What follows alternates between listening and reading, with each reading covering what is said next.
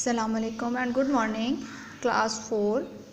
Dear students, as you know, we started our tenses.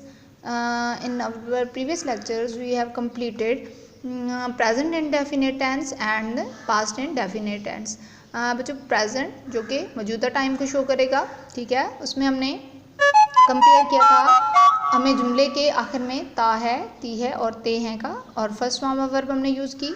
Past indefinite tense जब हमने start किया तो उसके लिए हमने क्या यूज़ किया, जुमले के आखिर में ने का वर्ड हमारे पास आया और उसके साथ ये अलिफ या छोटी ये और बड़ी ये एंडिंग पर जब किसी के जुमले के आ जाएं तो वो हमें शो करते हैं कि ये पास्ट का है और हम यहाँ पर उस पास्ट के लिए हम सेकंड फॉर्म यूज़ करते हैं। बच्चों आज का जो हमारा टेंस है वो फ्यूचर इंडेफिनिट टेंस है, यानी कि कमिंग अप टाइम जो आने वाला वक्त को शो करता है।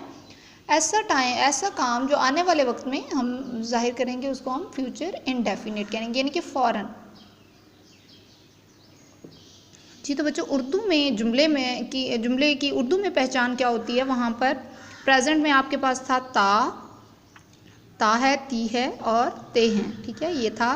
फिर पास में आपके पास था या, छोटी ये और बड़ी ये, या फिर जुमले में ने का इस्तेमाल हुआ। लेकिन फ्यूचर में क्योंकि आने वाले वक्त को मैं ये करूँगा, फॉर एग्जांपल एक गा का लफ्ज़ जुमले के आखिर में क्या आता है, गा, गी एंड गे। लड़के क्रिकेट खेलेंगे, अम्मी बाज़ार जाएंगी, फॉर एग्जांपल के तौर पे।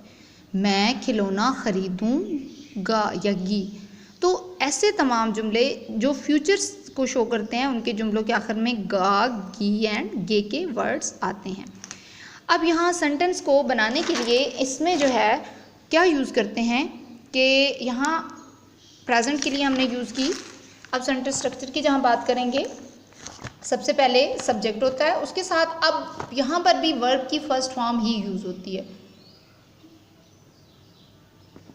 लेकिन अब प्रेजेंट में भी फर्स्ट फॉर्म यूज़ हो रही है, तो यहाँ पर भी अगर फर्स्ट फॉर्म यूज़ होती है तो हमें दोनों में डिफ्रेंशिएट कैसे हम करेंगे कि यहाँ पर हेल्पिंग वर्ब विल और शैल जो है साथ में यूज़ होंगे, ठीक है, और उसके साथ first form of verb and और लास्ट में आपका आ जाएगा ऑब्जेक्ट,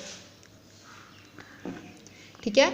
सब्जेक्ट विल या शैल और फर्स्ट फॉर्म ऑफ वर्ब और उसके साथ आपका ऑब्जेक्ट जो है वो यूज़ होता है, ठीक है। अब आपने सब्जेक्ट आप शैल किन के प्रोनाउन और उसके लिए यूज़ करेंगे जब आपका सब्जेक्ट आई और वी होगा, यानी कि सिंगुलर फर्स्ट पर्सन, वी भी आपका फर्स्ट ही पर्सन है, फर्स्ट पर्सन में आई सिंगुलर और वी जो है प्लूरल को शो कर रहा है, तो फर्स्ट पर्सन आई वी के लिए आप शैल यूज़ करेंगे, जबकि बाकी आपका जब subject he, she, it, they, you होंगे तो आप उसके लिए विल यूज़ करेंगे। जब आपका नेगेटिव आपने सेंटेंस फॉर्म करने होंगे तो हेल्पिंग वर्ब जिन सेंटेंसेस में यूज़ होता है उनको नेगेटिव और इंटेरोगेट करना ज़्यादा आसान होता है। उसका रूल क्या होता है कि नेगेटिव सेंटेंसेस बनाने के लिए जो हेल्पिंग वर्ब गिवन होता है उसके बाद फ़ौरन नॉट ऐड कर देते हैं और उसके बाद फॉर्म ऑफ वर्ब यूज़ की जाती है, यानी कि सब्जेक्ट, फिर विल, शैल और उसके बाद नॉट के साथ वर्ब की फर्स्ट फॉर्म एंड लास्ट में फिर ऑब्जेक्ट हो जाता है।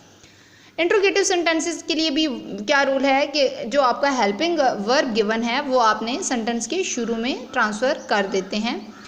विल और शैल आपका स्टार्ट में आयो शिफ्ट हो जाता है, सब्जेक्ट, उसके बाद subject, first form of verb and last में ऑब्जेक्ट। इसी तरह नेगेटिव इंट्रोगेटिव यानी कि नॉट भी यूज़ होगा और उसमें क्वेश्चन भी पूछा जाएगा तो उसके लिए विल शैल के हेल्पिंग वर्ब स्टार्ट में आ जाएंगे, फिर उसके बाद सब्जेक्ट, उसके बाद नॉट यूज़ करेंगे और नॉट जो है नेगेटिव की वजह से first form of verb and object. इस तरह आपको कुछ सेंटेंसेस जो है मैं आपको बताती हूँ, फिर आप उसको सॉल्व भी करेंगे। यहाँ पर सब्जेक्ट है मैं किताब खरीदूँगी, मैं इसमें सब्जेक्ट, ठीक है, मैं खुद काम कर रही हूँ।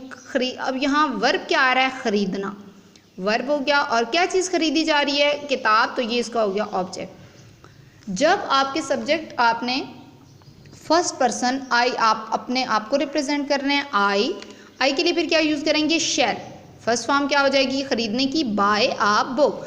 उर्दू में सेंटेंस स्ट्रक्चर और इंग्लिश में सेंटेंस स्ट्रक्चर में डिफरेंस होता है।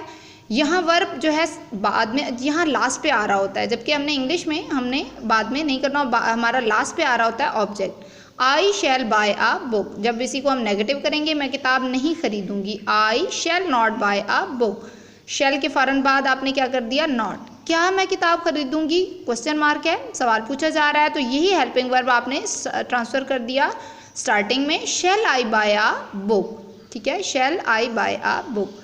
क्या मैं किताब नहीं खरीदूंगी, क्या के लिए आपने हेल्पिंग वर्ब शैल स्टार्टिंग में, I not buy a book and last में क्वेश्चन मार्क भी आप ऐड करेंगे। इसी तरह अगला सेंटेंस अगर आप देखें, तुम गेंद पकड़ोगे, यू सब्जेक्ट, ठीक है, पकड़ना उसका वर्ब हो गया और गेंद उसका ऑब्जेक्ट हो गया। अब यू के लिए हम क्या यूज़ करेंगे हेल्पिंग वर्ब विल, गे। अब आप देखें कि जुमले के एंड पे गा, गी और गे जो है वो यूज़ हो रहा है। यू विल पकड़ना, catch a ball, you will catch a ball, तुम गेंद नहीं पकड़ोगे। अब विल के बाद क्या यूज़ कर देंगे, जस्ट आपने नॉट का एडिशन करना है, you will not catch a ball, ठीक है, you will not catch a ball. क्या तुम गेंद पकड़ोगे, वही हेल्पिंग वर्ब आपने ट्रांसफर कर दिया जुमले के शुरू में, will you catch a ball, ठीक है, आपने जस्ट जो है आपने विल को स्टार्टिंग में ट्रांसफर किया।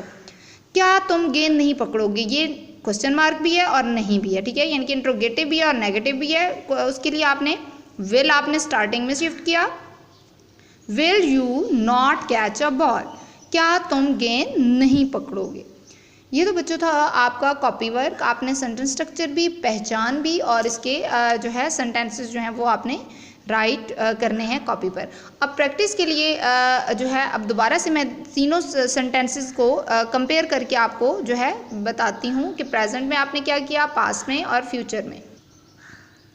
जी तो बच्चों अब लास्ट में हम तीनों टेंसेस जो हमने प्रेजेंट, पास्ट और फ्यूचर किया उनको कंपेयर करेंगे कि एक में क्या जुमले में आएगा। अब आपने प्रैक्टिस इस तरह करना है कि एक ही एक जुमला लेना है और उसको पास्ट में भी और फ्यूचर में भी आपने उनको कन्वर्ट किया है।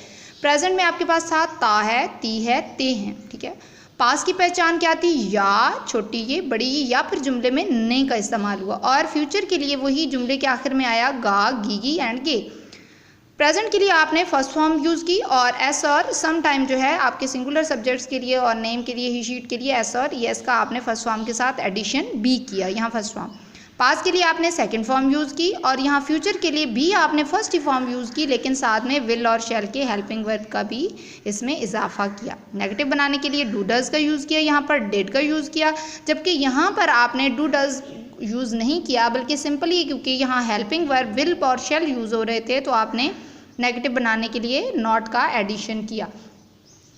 इसी तरह प्रेजेंट में आपने इंटरोगेट करने के लिए आपने डू डज को ट्रांसफ़र किया जुमले के शुरू में, यहाँ पर आपने डिड को आपने ट्रांसफ़र किया पास में शुरू में किया और जो गिवन सेकंड फॉर्म है उसको फर्स्ट में कन्वर्ट कर दिया, जबकि यहाँ पर आपने फ्यूचर में आपने विल शैल के हेल्पिंग वर्ब्स को आपने जुमले के शुरू में ट्रांसफ़र कर दिया। तो ये बच्चों था साथ में तीनों टेंसेस का कंपैरिजन, क्योंकि टेंसेस जो हैं आप ऐसे मैं बोलती रहूँ और आप को जब तक कंपेयर नहीं करेंगे इनको आपस में तो आपको अच्छी तरह समझ में नहीं आते, तो आपने इसका कंपैरिजन भी साथ में सीख लिया। अब आपको कुछ सेंटेंसेस मैं बोलती हूँ और आपने वो आपने खुद से प्रैक्टिस करने हैं फ्यूचर इंडेफिनिट टेंस के। अली पतंग उड़ाएगा, ठीक है, हम स्कूल जाएंगे, अली पतंग उड़ाएगा, हम स्कूल जाएंगे, ठीक है। ये आपने प्रैक्टिस करना है, ये आपने कॉपी वर्क नहीं है, आपका रफ कॉपी वर्क है, प्रैक्टिस वर्क है, ठीक है। और अम्मी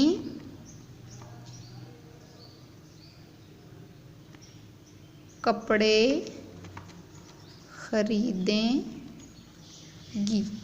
ये तीन जुमले हैं और इस हर जुमले को आपने नेगेटिव भी बनाना है, इंट्रोगेट भी करना है और नेगेटिव इंट्रोगेटिव बनना है, यानी कि 3 हैं तो हर एक जुमले के अगर 4 पार्ट्स हो जाएंगे तो ये 12 आपने सेंटेंसेस फॉर्म भी करने हैं। ये आपका प्रैक्टिस वर्क है, ठीक है। आपने ये 3 सेंटेंसेस हैं, आपने इनको प्रैक्टिस करना है अपनी रफ कॉपी पर ताकि आपको फ्यूचर इंडेफिनिट टेंस के जुमले बनाना आ जाए।